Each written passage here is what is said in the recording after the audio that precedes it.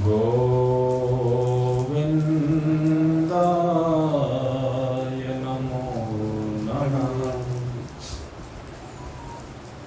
श्रीकृष्णाय नमो नमः। नारायणाय नमोस्तुते।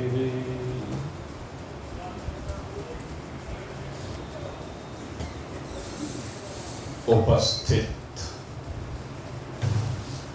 परम भाग्यवान भागवत प्रेमी सज्जन वृद्ध, कल भगवान ने आपके सम्मुख ज्ञान और विज्ञान के रहस्य को स्पष्ट किया था।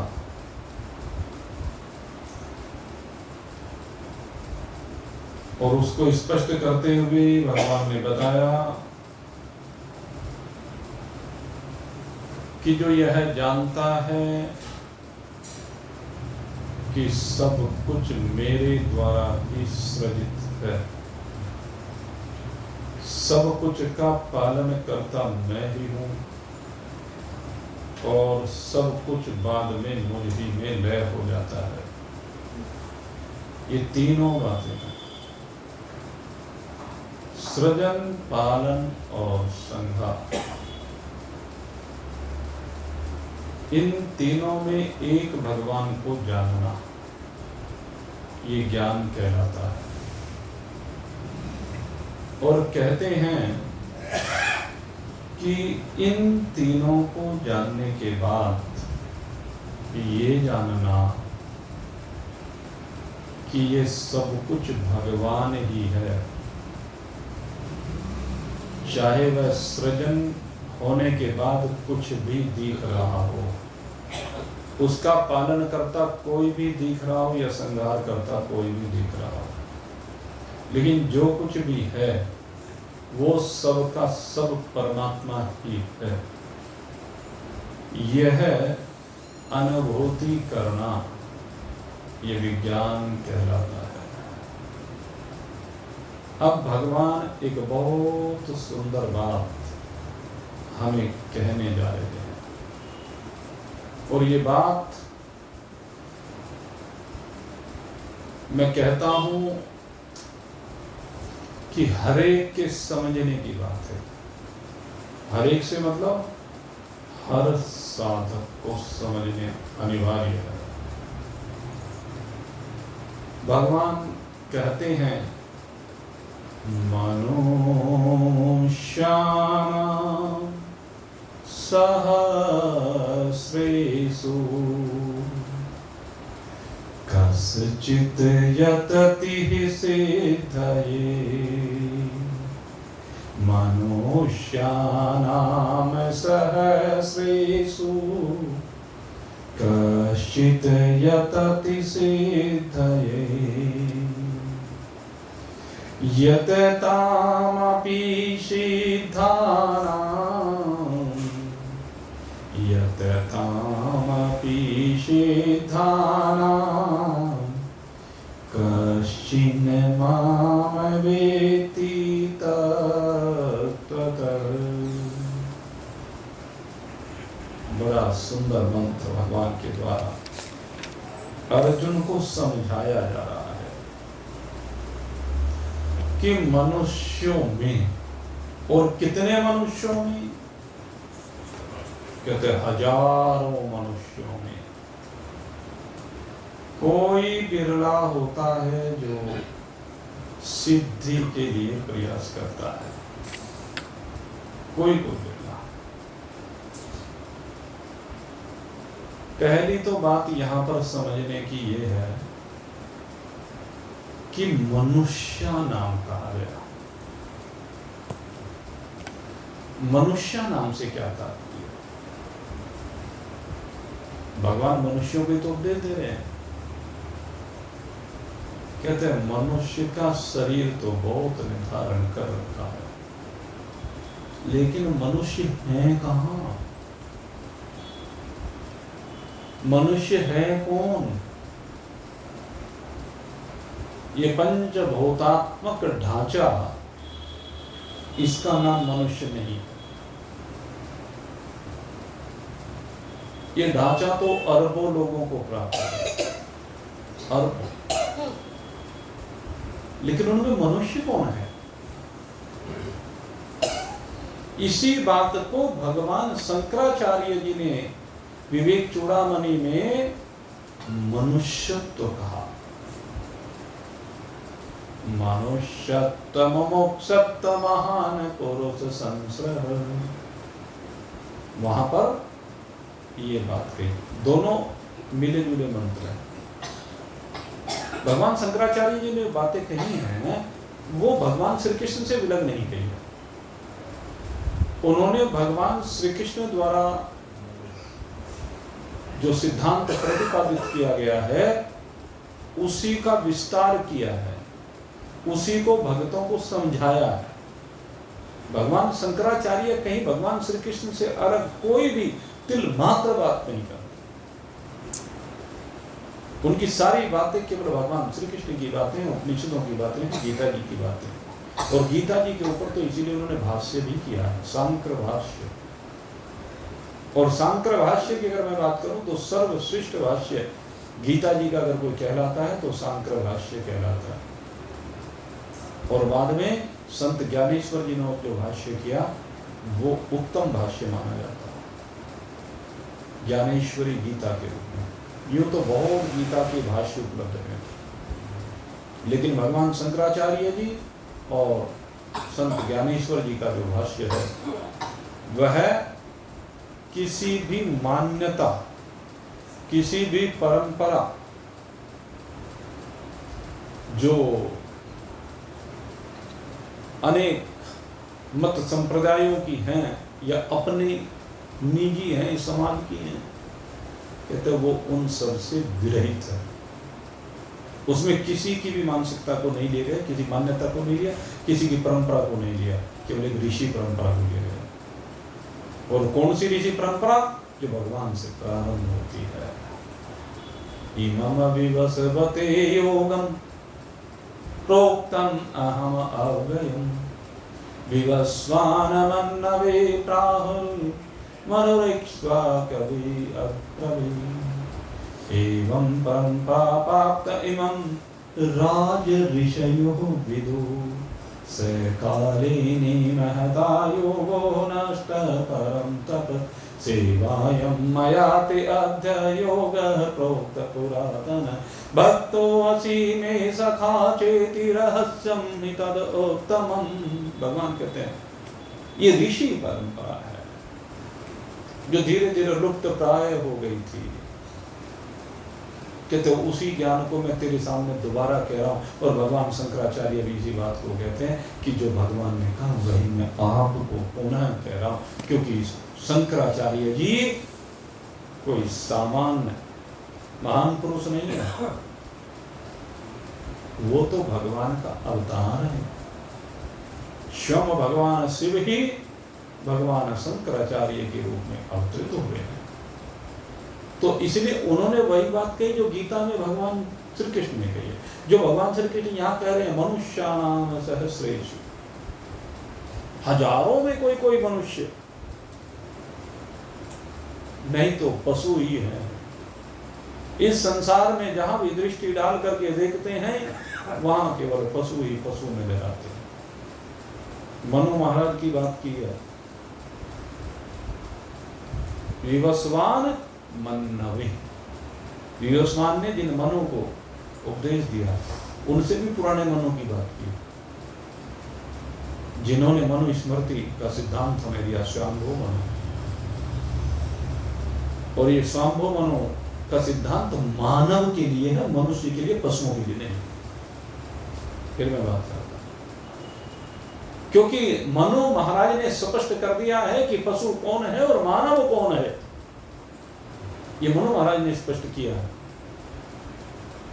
और जो उनसे पशु है यही मनु महाराज पर उंगली उठाते हैं, अपने बाप पे उंगली उठाते हैं, लज्जा नहीं आती, डूब के नहीं मारा जाते हैं। जिनकी संतान है, यही तो है कलियुग।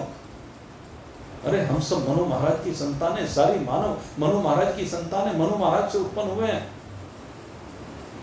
कहाँ दोष है मनु महाराज में? और मनु महाराज में अगर दोष है तो हमारे में सबसे ज्यादा दोष है, सबसे ज्यादा कीचड़ हमारे अंदर भरा है। मनु महाराज में कोई दोष नहीं होता। वो तो जिनको साक्षात भगवान दर्शन देते हैं। और आप चिंतन कीजिए, जिन मनु महाराज की 5 संतान है, 5 संतानों के यहाँ भगवान ने अवतार लिया है। ऐसे मनु महाराज हैं। हमारे किसके घर में भगवान अवतरित हुए हैं? हमारे में से किसको भगवान के दर्शन हुए हैं? इसलिए जो पशु होते हैं उनका काम भौंकने का होता ही है। गली से जब कोई महात्मा निकलता है तो कुत्ते तो भौंकते ही हैं, एक स्वाभाविक सी बात है। तो ये पशु हैं जो भौंकने वाले होते हैं। मनु महाराज तो कहते हैं, भय निद्रा आहार मैथुनम च। क्या कह रहे हैं? पशु को बता रहे हैं। कौन पशु है? भय निद्रा आहार मैथुनम च समानि एतत् मनुष्याणां पशुभिः। मनुष्यों के शरीर को प्राप्त करके भी जो पशु हैं उनमें ये 4 गुण पाए जाते हैं, या 4 अवगुण पाए जाते हैं। दोष हैं इन 4, या कह लीजिए जो इन 4 में अपने जीवन को व्यतीत करता है, जो इन 4 में ही सारी जिंदगी रमा रहता है। और जरा अपने चारों नजर दौड़ा कर देखिए तो सही, तो आपको सारे ऐसे ही नजर आएंगे। देख लीजिए अपने चारों, अपने घर में देख लो, अपने रिश्तेदारों में देख लो, अपने अड़ोस पड़ोस में देख लो, अपने समाज में देख लो। 4 बातें कही गई। इन 4 से अलग कहीं जीवन अगर दिखाई देता हो, वो मनुष्य है। सबसे पहले काम है जीवन भर किसी को डराते रहना या किसी से डरते रहने। कभी किसी का डर, कभी किसी का डर, कभी किसी का डर। जैसे राजनेता हैं, रोज खूब लेक्चर सुनने को मिल रहे होंगे, डराई तो नहीं दूसरे को, जनता को डरा रहे हैं। फलाना आ जाएगा तो तुम्हारे ऊपर ये कर देंगे, तुम्हारी तिजोरियों का सारा धन छीन लेंगे। विरासत में जो मिला हुआ है, बाप की जो संपत्ति है वो बेटे को नहीं मिलेगी, उसमें से पहले गवर्नमेंट का हिस्सा देना पड़ेगा संपत्ति का। ये क्या है? डराना। कहा कुछ जा रहा है, समझाया कुछ जा रहा है। जैसे वो था ना, एक बार क्या हुआ, एक व्यक्ति कहीं से एक बकरा खरीद कर लाया, और जो बकरा खरीद करके लाया तो 2 ठगों ने देख लिया। कहने लगे भाई तो बहुत बढ़िया बकरा लेके आया, कहने लगे इससे ठगना चाहिए। उन्होंने विचार किया, और विचार करने के बाद इन्हें कैसे ठगा जाए, एक और को शामिल कर लिया अपने साथ, मिल गया रास्ते में, तो 3 हो गए। कहने लगे इसको कैसे ठगा जाए। और जब इस प्रकार से विचार कर ही रहे थे तो खैर विचार बनाया और एक जना आगे पहुंच गया, और जाकर के कहने लगे भाई कुत्ता पालने का विचार है। कहने लगे कुत्ता? कौन सा कुत्ता? कहने तो लेके जा रहा है जो। कहने लगे कुत्ता है? तो कुत्ता दिखाई दे रहा है? आंख नहीं है तेरे? तो ये कुत्ता दिखाई दे रहा है? बकरा है? नहीं मिला हूं, पागल बना। अरे कुत्ता है, कौन सी नस्ल का है? खैर कोई बात नहीं, वो कह के आगे निकल गए। अब कुछ दूर आगे चले, दूसरा ठग फिर आ गया सामने। दूसरे ठग ने देखा, अरे भाई कुत्ता तो बहुत बढ़िया लेके आया, पहाड़ी है क्या? अरे इतना लंबा चौड़ा तगड़ा कुत्ता। ऐसे कुत्ते तो कम ही देखने में आते हैं। कहने लगे तो ये कुत्ता नजर आ रहा है, अरे बकरा है। अरे कहने लगे किसने बेवकूफ बना दिया तेरे को, ये वाला बकरा हुआ करता है, अरे कुत्ता है, पाल ले बढ़िया रहेगा, चोरों से तेरी रक्षा हो जाएगी। और कह के आगे निकल गया। उसके मुंह में तो शंका हो गई, कहने लगे पहले वाला भी कुत्ता कह रहा था, ये भी कुत्ता बता रहा है। अब वो दुविधा की स्थिति में हो गया, शंका की स्थिति में हो गया। अब शंकालु चित्त के साथ आगे बढ़ने लगा, कहने लगा अरे नहीं चलो ये तो बकरा ही लाया, ये तो ऐसे ही है। अब इतने में तीसरा आ गया सामने से, और तीसरा ठग उसने देखा और बड़ी गौर से देखा, हाथ हिलाने लगा। अच्छा, अरे इस कुत्ते के तो बाल भी बहुत बढ़िया है, ये ऐसा सुनहरी सुनहरी सा कुत्ता, अरे भाई कहाँ से खरीद के लाए हो, कितने रुपए में लाए हो, कुत्ता तो बहुत बढ़िया लग रहा है, मुझे दोगे क्या, बेचने के लिए लाए हो। अब उसके मन में पक्का निश्चय हो गया, कहने लगे तुझे तो किसी ने ठग दिया और लाया तू बकरा खरीद के, लेकिन ये तो कुत्ता निकल गया। तेरी ऐसी की तैसी। और जो उसका रस्सा पकड़ा उड़ा छोड़ गया, भाग गया। अब छोड़ के भाग गया और ठग ले गए। तो यही नेताओं का हाल हो रहा है। ये जितने नेता हैं ये सारे ऐसे अव्वल दर्जे के, क्या है जो मनु महाराज कह रहे हैं वही है, सारे अव्वल दर्जे के हैं, कोई कम नहीं। कोई कहने लगे उसमें वो क्या कहा करते हैं, लंका में सारे 52 गज के हैं, सब अपना अपना उल्लू सीधा करने के लिए लड़ा रहे हैं, पागल बना रहे हैं, और पागल हिंदू बन रहा है।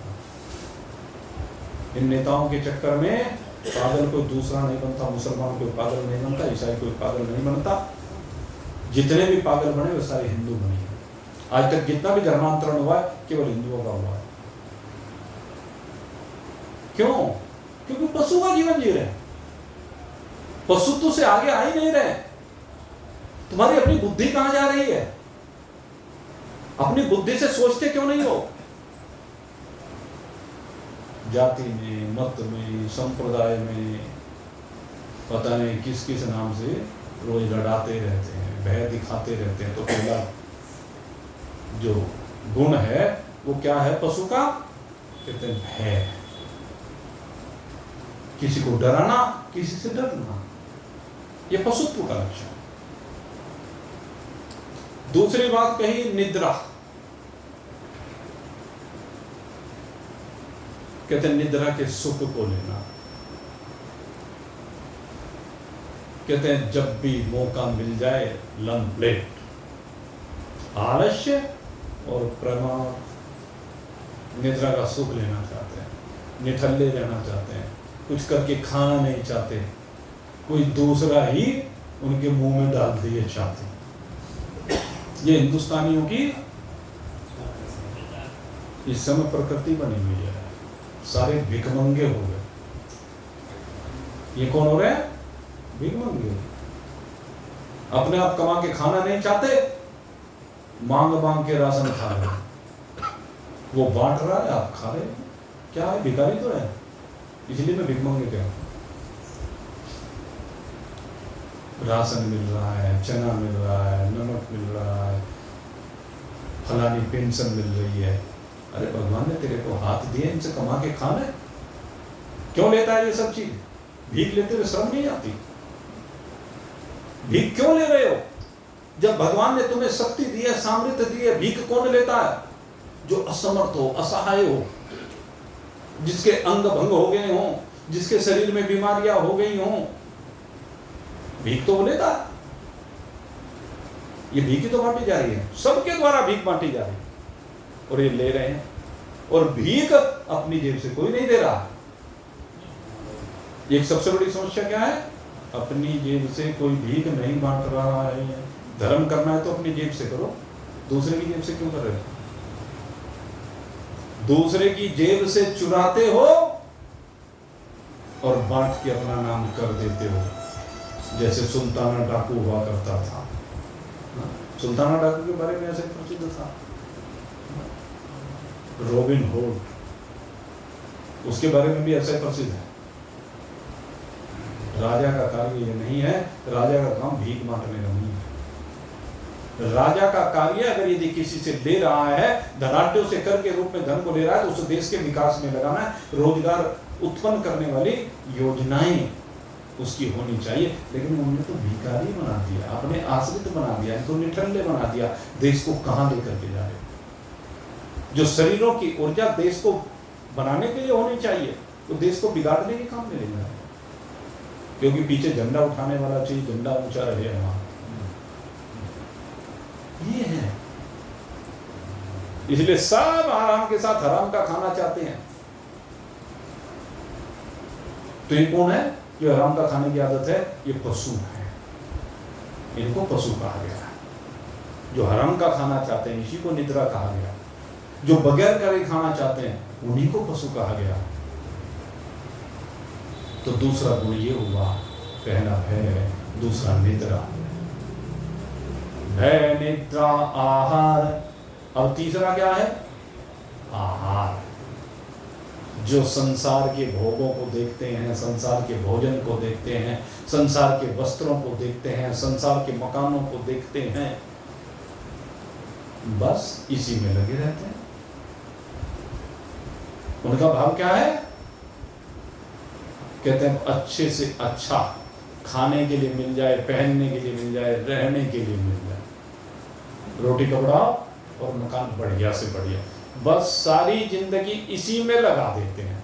आहार इकट्ठा करने, ये भोजन भी आहार है, ये वस्त्र भी आहार है, ये आभूषण भी आहार है, ये मकान भी आहार है, ये सब आहार ही तो है। सारी जिंदगी इस आहार को एकत्रित करने में लगे रहते हैं, या दूसरे शब्दों में इससे आगे और बढ़ें, आगे का मैथुन है। चौथी बात कही, कहते हैं विषय भोग, विषय वासनाओं में लगे रहते हैं। सारी जिंदगी आंख से रूप को देखने में लगे रहते हैं, कान से अनुकूल शब्दों को सुनने में लगे रहते हैं, सब विषय भोग है। त्वचा से स्पर्श करना चाहते हैं, वाणी से अपनी बात बोल करके उसकी प्रशंसा सुनना चाहते हैं। वाणी और कान दोनों के ये दोष हैं।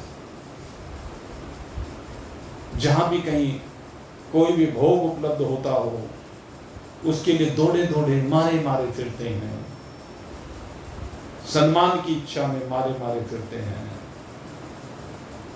ये क्या? ये बात सुना, ये है भोग। तो आप जो बातें ये अभी मनो महाराज कि मैंने आपके सामने रखी है, अब जरा चिंतन करके देखिए, अपने परिवार में चिंतन करके देखिए कि आपके परिवार में इनसे ऊपर उठे हुए कितने लोग हैं। तो शायद ढूंढने पर आपको मिलेगा आपके अलावा कोई नहीं, आपके अलावा कोई नहीं। यहां तक कि ये जरूरी नहीं कि पति का पत्नी, पति की पत्नी या पत्नी का पति अगर एक है, दूसरा हो, ये भी जरूरी नहीं है। माँ हो, बेटा का होना जरूरी नहीं है। हमने देखा बहुत से साधकों को हमने देखा, और जब वो साधक इस संसार से विदा हो गए तो 2-4 दिन हमने देखा, पूछताछ हुई, 13वीं तक पूछताछ हुई, और उसके बाद सब अपने अपने भूल गए। पिताजी के मार्ग पर चलने वाला कोई हमें तो दिखाई दिया नहीं भाई। अब तक जितने सत्संगी दिखाई दिए, कितने सत्संगी हमारे बीच से चले रहे, लेकिन उनके मार्ग पे चलने वाला एक भी हमें तो दिखाई दिया नहीं। जिससे सिद्ध होता है कि पति हो चाहे पत्नी हो, जरा भी देखने को नहीं मिलता है। ऐसी स्थिति हो गई। कोई बिरला होता है तो दोनों साथ साथ चलते हैं।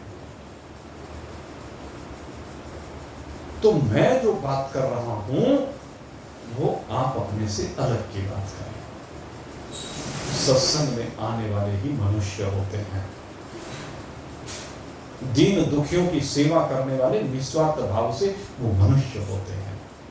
भगवान का भजन करने वाले वो मनुष्य होते हैं।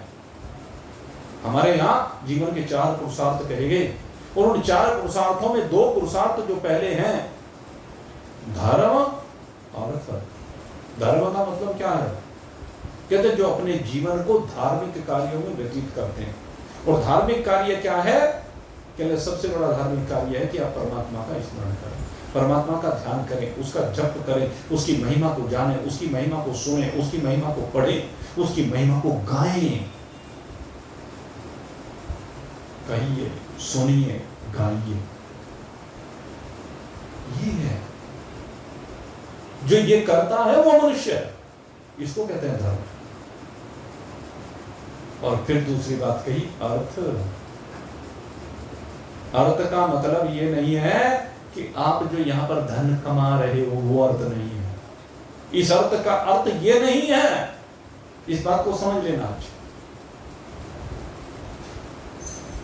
जो जीवन के 4 पुरुषार्थों में दूसरा पुरुषार्थ अर्थ कहा गया है, वो इस अर्थ से संबंध नहीं, आपके धन से नहीं संबंध है कि आप कितना कमाते हैं, आपका व्यापार कितना चलता है, आपका धंधा कैसा चल रहा है, कितनी मेहनत आप उसमें कर रहे हैं और उसके द्वारा क्या क्या अर्जन आप कर रहे हैं।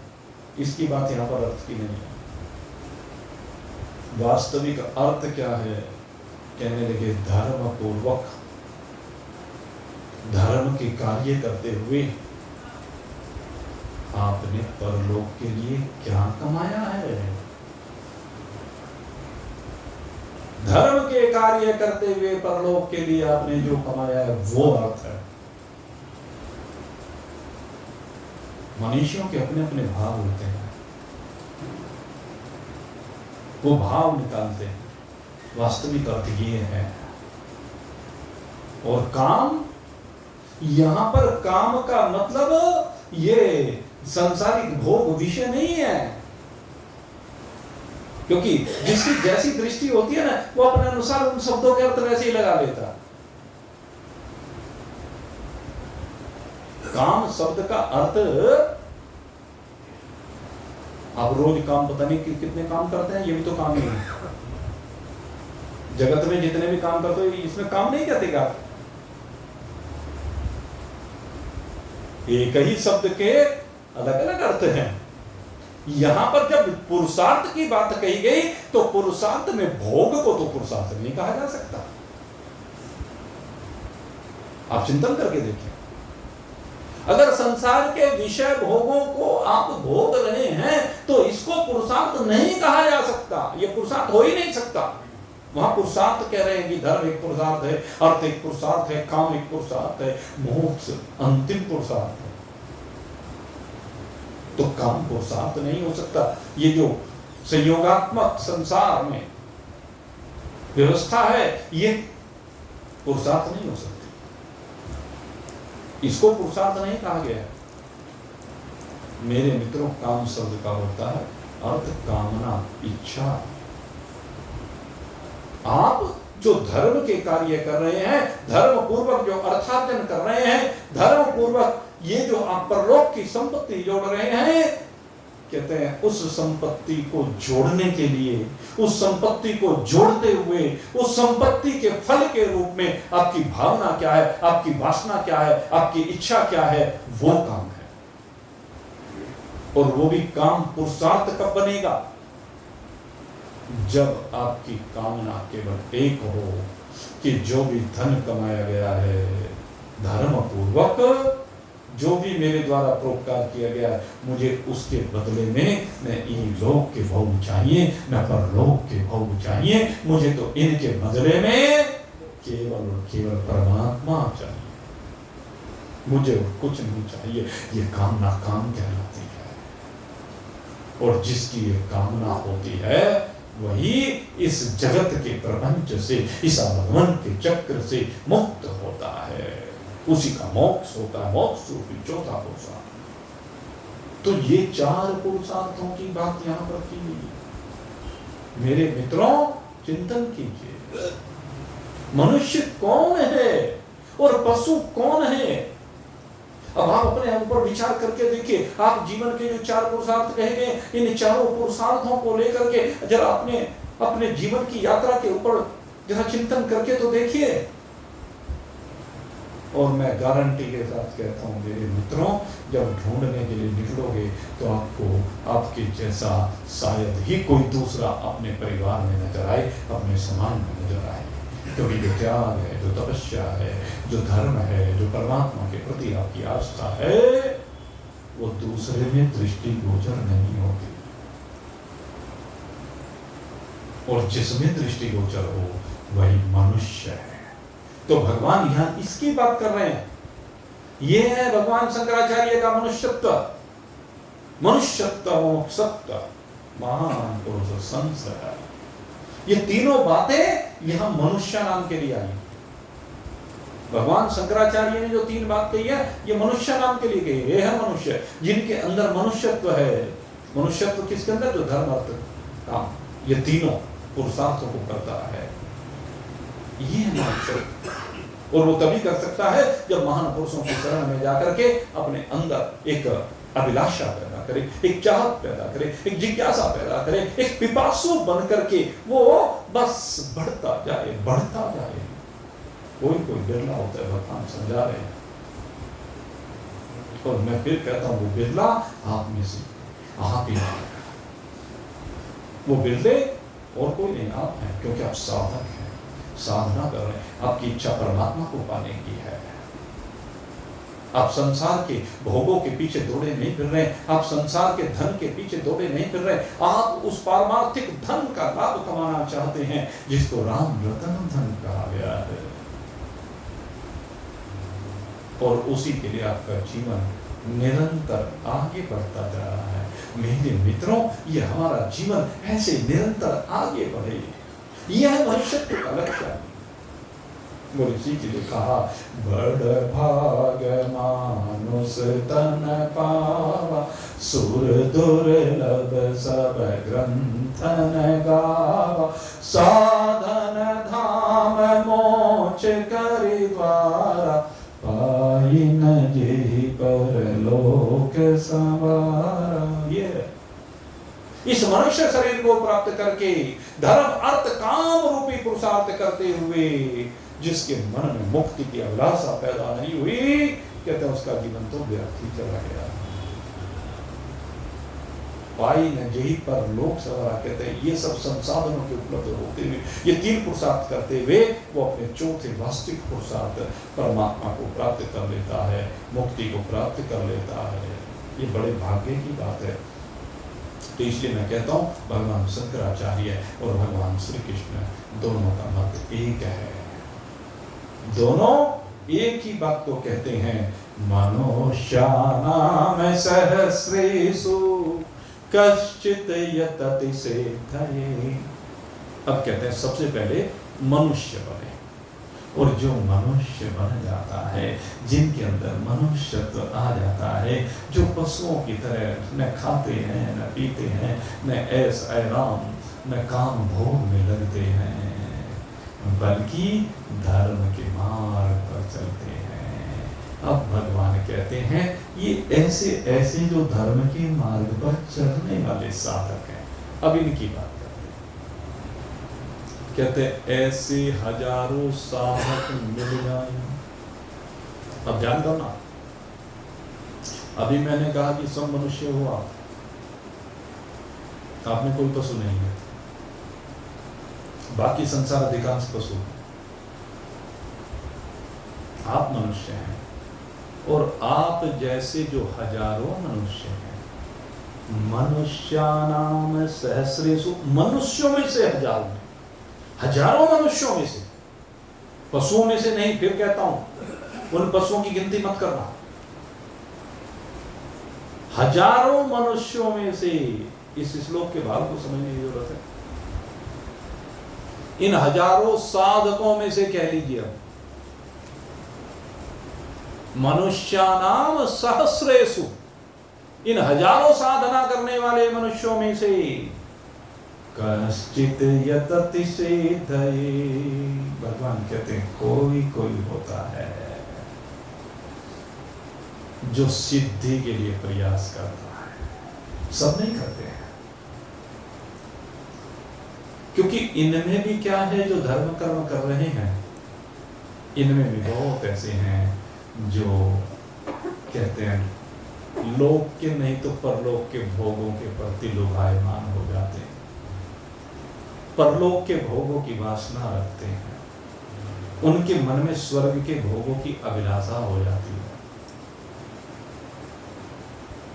कहते ना, अगर वो अभिलाषा है तो वो भी सिद्धि के लिए प्रयास नहीं करता है।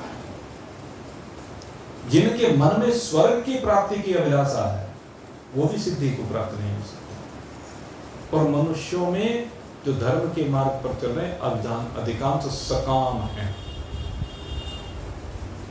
जो वे धर्म पूर्वक अर्थ संचय कर रहे हैं और जो धर्म के कार्य कर रहे हैं, परोपकार आदि कर रहे हैं, उनके पीछे उनकी अभिलाषा सुख होती है। इसलिए कहते हैं सिद्धि वाले में उनको नहीं माना जाता, सिद्धि के पथिक उनको नहीं माना जाता, वो सिद्धि के पथिक नहीं है। उन पथिकों में, उन साधकों में कोई कोई होता है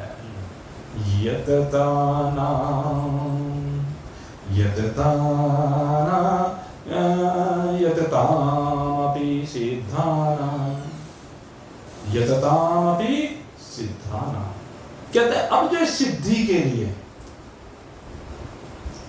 समझ लीजिए बात को, अब जो सिद्धि के लिए आगे बढ़ रहे हैं, परमात्मा की प्राप्ति जिन्होंने अपने जीवन का लक्ष्य बनाया है, उनकी बात कर रहे हैं, जो दृढ़ता के साथ परमात्मा की प्राप्ति के लिए आगे बढ़ते जा रहे हैं, बढ़ते जा रहे हैं,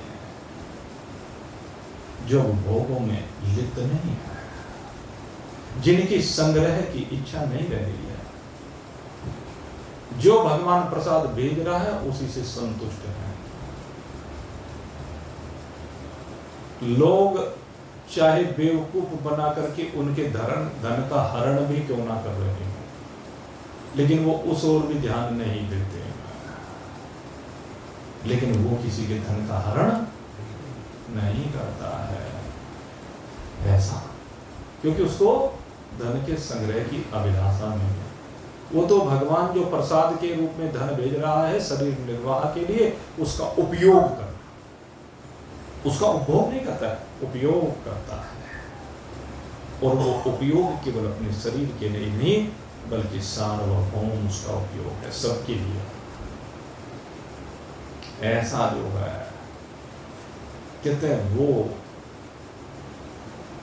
हजारों में कोई एक जो निकला है, और ऐसे हजारों में से निकलने वाले, यद्यपि इसमें कोई फिगर नहीं रखे जा सकते, लेकिन आप सोच के देखें, अगर 10 अरब मनुष्य हों शरीर रूप में, तो सबसे पहले तो उनमें मनुष्य कितने, अगर यदि हम चिंतन करें तो उसमें से 10% ले लीजिए आप, होते नहीं लेकिन फिर भी ले लीजिए चलो, तो 10 अरब में 1 अरब मनुष्य रह गए। अब ये 1 अरब मनुष्य धर्म कर्म के मार्ग पर लगे हुए हैं। अब इन 1 अरब में जो ये आगे बढ़ रहे हैं, कहते हैं इनमें वास्तव में सिद्धि चाहने वाले कितने हैं, तो कहते हैं बस 1% है, यहाँ 10% नहीं। इनमें से 1% सिद्धि चाहते हैं। आप जितने यहाँ पर बैठे हुए हैं सब मनुष्य की सिद्धि के लिए लगे हुए हैं, लेकिन इनमें भी मैं वही बताता हूँ, वास्तव में सिद्धि के लिए कोई सा बिरला ही है जो सिद्धि के लिए लगा हुआ है, नहीं तो सारे संग्रहों में फंसे हुए हैं, सारे संग्रह में फंसे हुए हैं, संतुष्ट नहीं है धन को लेकर के, भोगों को लेकर के। लेकिन कुछ है तो उनकी संख्या बहुत कम होती है।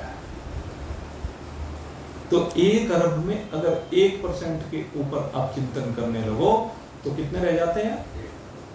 क्या वास्तव में 1 करोड़ लोग सिद्धि के लिए प्रयास करते हैं। भगवान ये कह रहे हैं, अब ये सिद्धि के लिए प्रयास करने वालों की बात है कि 10 अरब में से 1 करोड़ लोग निकल करके आए पूरी दुनिया में जो सिद्धि के लिए प्रयास कर रहे हैं।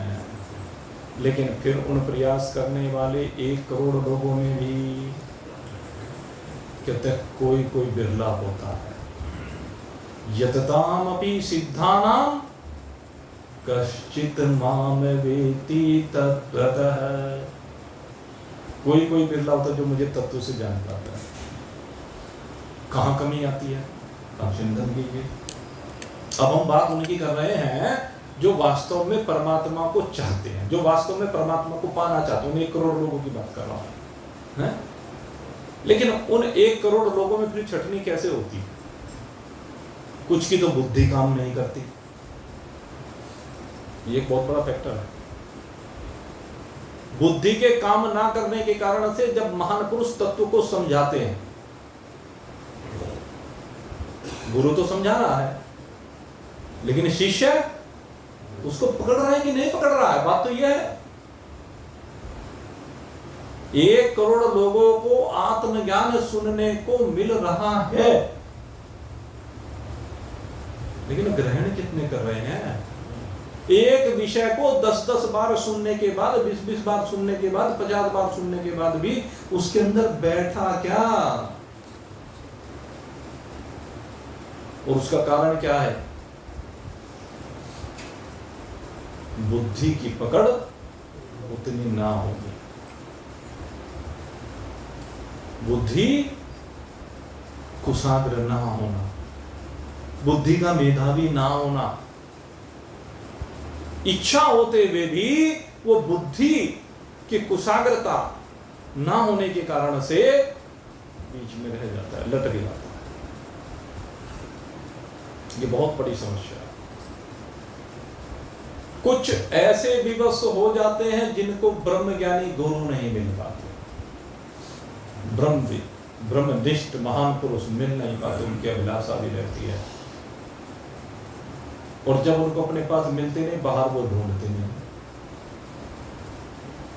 और उसके पीछे एक क्या कारण है कि वो पिछली पैड़ी से पैर उठाना नहीं चाहते। एक बीमारी है बहुत बड़ी है, पिछली पैड़ी से पैर उठा करके अगली पौड़ी पर रखना नहीं चाहते। ये सबसे बड़ी कमी है। बस वहीं के वहीं कूप मंडूक बना रहना चाहते हैं, इसलिए सिद्धि की चाहत होने के बावजूद भी सिद्धि से विमुख हो जाते हैं, दूर रह जाते हैं, सिद्धि प्राप्त नहीं कर पाते हैं। ये बहुत बड़ा विषय है, क्योंकि उनको डर लगता है। किससे डर लगता है? जिन देवी देवता ईश्वर के स्वरूपों की उपासना अब तक करते आए हैं, उनके प्रति जो दास्य भाव है, उस दास्य भाव से बाहर निकलना नहीं चाहते, उस दासता से मुक्त होना नहीं चाहते। भगवान तो कहते हैं कि मैं तेरे में बैठा हूं, तू मुझसे भिन्न नहीं है, मैं तुझसे भिन्न नहीं, तू मुझसे भिन्न नहीं। भगवान तो ये समझा रहे और वो इस बात को मानने को तैयार ही नहीं। भगवान की बात को ही मानना नहीं चाहते हैं कि मैं तुझसे भिन्न नहीं हूं, तू मुझसे भिन्न नहीं है, तुझ में और मुझ में कोई डिफरेंस नहीं है। भगवान तो ये कहते हैं, और हम भगवान की बात का विश्वास नहीं करते। एक तरह भगवान को तो मानते हैं, भगवान की नहीं मानते, अर्थात भगवान की मंत्रणा को नहीं मानते, भगवान के मंत्र को नहीं मानते, भगवान की सलाह को नहीं मानते। भगवान कहते हैं कि तू ब्रह्म है। भला मैं ब्रह्म कैसे हो सकता हूं? जब मैं ब्रह्म हूं की बात करता है तो वो अपने आप में सर्वशक्तिमानपना देखना चाहता है, अपने आप में सर्वज्ञपना देखना चाहता है शरीर में। अरे भगवान को और तेरे को, जो दोनों को अलग अलग प्रकार के शरीर मिले हैं, कहते हैं उनमें तू ये एकता क्यों करना चाहता है? हाथी और चींटी की एकता क्यों करना चाहता है? हाथी की और चींटी की एकता शरीर से थोड़ी ना होगी, लेकिन शरीरों को जो शक्ति मिल रही है, चाहे हाथी को शक्ति मिल रही हो, चाहे चींटी को शक्ति मिल रही है, वो तो एक से मिल रही है, एक की है, एक ही है। हाथी में भी वही शक्ति है और चींटी में वही शक्ति है। किसी दुकान में जाओ, शोरूम में जाओ, 500 वाट का हंडा जल रहा हो, सारी दुकान चकाचौंध, सारी दुकान में उसकी चमक फैली हुई है, और कहीं एक कोने में नाइट बल्ब लगा हुआ वो 0 वाट का, 0 का होता कोई नहीं लेकिन लगभग 0, उसकी भी लाइट जब जल रही होती है उसके सामने भी नजर नहीं आती है, लय हो जाती है उसमें। अब हम दोनों की तुलना कर लेते, इसकी कितनी लाइट, इसकी कितनी लाइट। अरे भाई ये तो हंडे की बल्ब की महानता या सूक्ष्मता है जिसके कारण से लाइट कम और ज्यादा दिख रही है। बिजली तो दोनों के अंदर एक ही है, एक जैसी है, दोनों में बिल्कुल कोई अलग नहीं है। जरा 0 वाट के तार को नंगे को छू करके देख और 500 वाट के तार को नंगे को छू करके देख, तेरे को पता चल जाएगा दोनों में शक्ति एक ही है। तो छोटे से बल्ब में और बड़े से बल्ब में देखना चाहता है,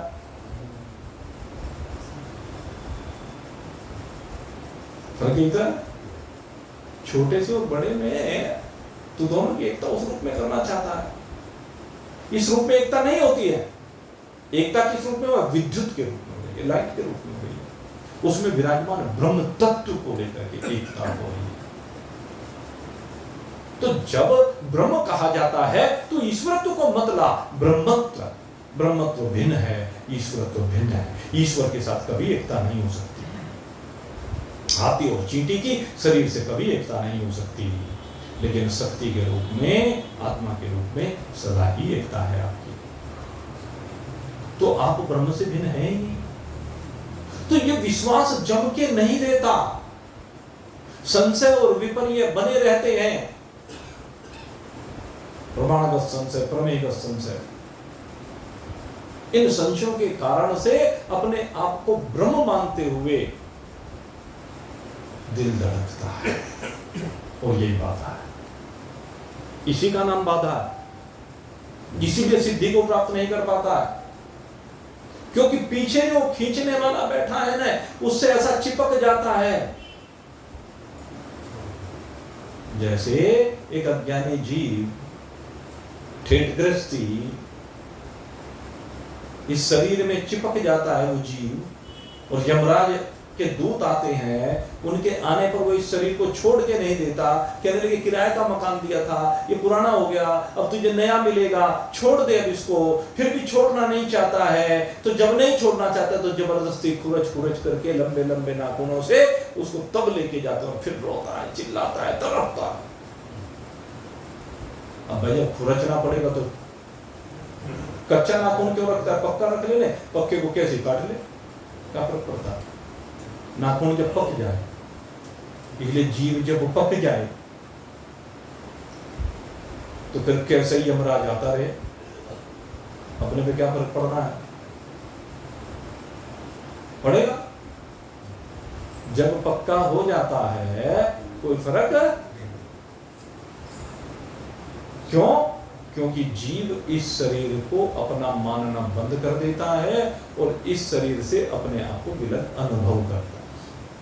और जब अपने को अलग अनुभव करता है तो फिर काल का बाप भी आके कुछ नहीं बिगाड़ सकता तुम्हारा, क्योंकि तुम कालजयी हो जाते हो, तुमने काल पर विजय प्राप्त कर ली होती है। फिर काल कुछ नहीं कर सकता, यमराज कुछ नहीं कर सकता। कौन होता है यमराज? यमराज नाम की कोई चीज नहीं है, जो भी कुछ है सो ब्रह्म है, सर्वकर्तम ब्रह्म। ये सब कुछ एक ब्रह्म ही है, ब्रह्म से अतिरिक्त तो कुछ भी नहीं है। तो कहते हैं यततामपि सिद्धाना कश्चित् मामेति तत्त्वतः।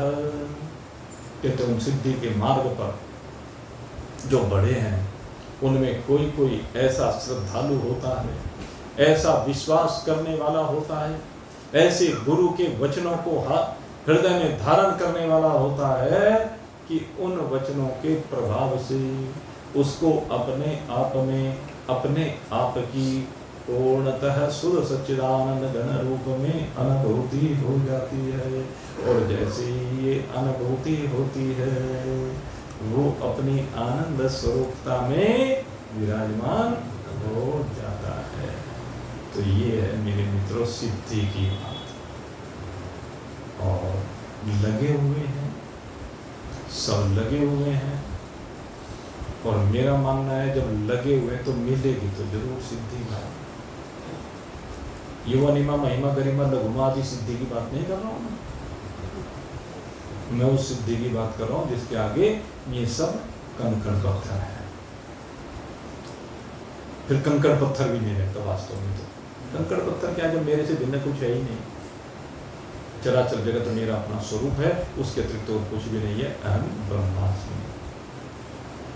तो मेरे मित्रों, इस वास्तविकता को समझिए, और इस वास्तविकता को समझ करके अपने आप में अनुभूत करके आनंद स्वरूप हो जाइए। आपका स्वरूप यही है, चिदानंद रूपः शिवोऽहं शिवोऽहं, चिदानंद रूपः शिवोऽहं शिवोऽहं। आप सभी के लिए बहुत बहुत शुभकामना करते हुए अब यहीं पर आज के सत्संग को विश्राम दे रहे हैं। और अब सोमवार को मुलाकात होगी, फिर शाम को 8 बजे, क्योंकि कल कई लोगों ने निवेदन किया था, इसलिए अब आगे से सत्संग 8 बजे से 9 बजे तक चलेगा। बोलिए सच्चिदानंद भगवान की